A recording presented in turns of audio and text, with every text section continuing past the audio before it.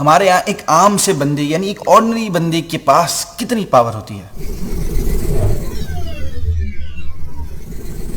ایک ریسرچ کے مطابق دنیا بھر میں صرف 4% لوگ ہی اپنی اسٹرینتھ، اپنی طاقت اور اپنی ایبیلٹی کی بیس پر اپنی اور اپنی فیملی کے حالات بدل پاتے ہیں.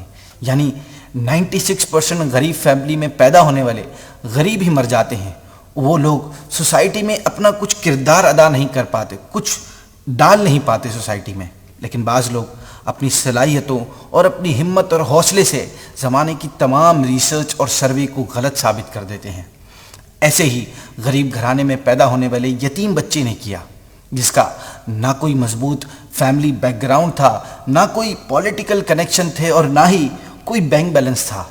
لیکن کہتے ہیں نا کہ education is the key to unlock the golden future. اس بچے کو بچپن ہی سے کتابیں پڑھنے کا شوق تھا. انہوں نے کتابیں اور اسلامک اسکالرز کی کمپنی کے ذریعے علم حاصل کیا، نالج حاصل کی اور پھر خود بھی ایک بہت بڑے عالم دین بن گئے.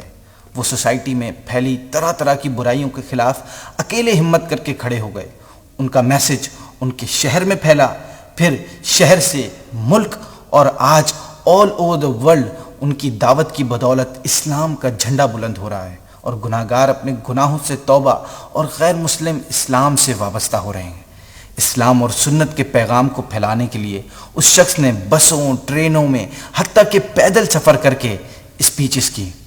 یہ اتنے خوددار تھے کہ کھانے کا ٹفن، پانی بھی اپنے ساتھ رکھتے کہ کسی سے کوئی چیز مانگنی نہ پڑ جائے.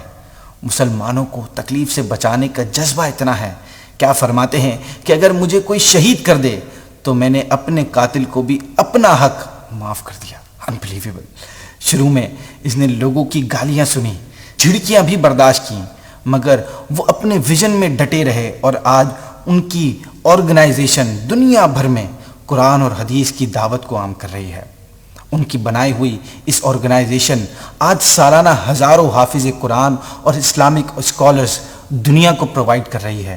دنیا بھر میں مساجدوں کی تعمیر کی جا رہی ہے اور اللہ وحدہ لا شریک کا دین پھیلایا جا رہا ہے.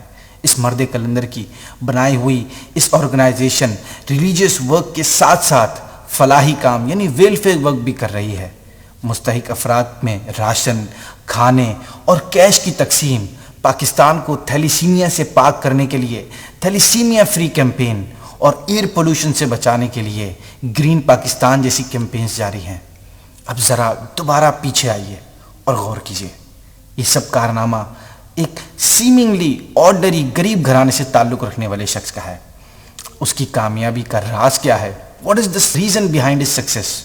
اللہ کی عطا اور مدد سے اس مرد کلندر کا عمل اپنے ویژن پر ایسا ہے جس نے اس کی ہمت کو ہمیشہ جوان رکھا، ہمیشہ موٹیویٹ رکھا. اس تنہا سفر شروع کرنے والے کے آج ملینز اینڈ ملین فالوورز ہیں اور نام ان کا مولانا الیاس اتار قادری ہے.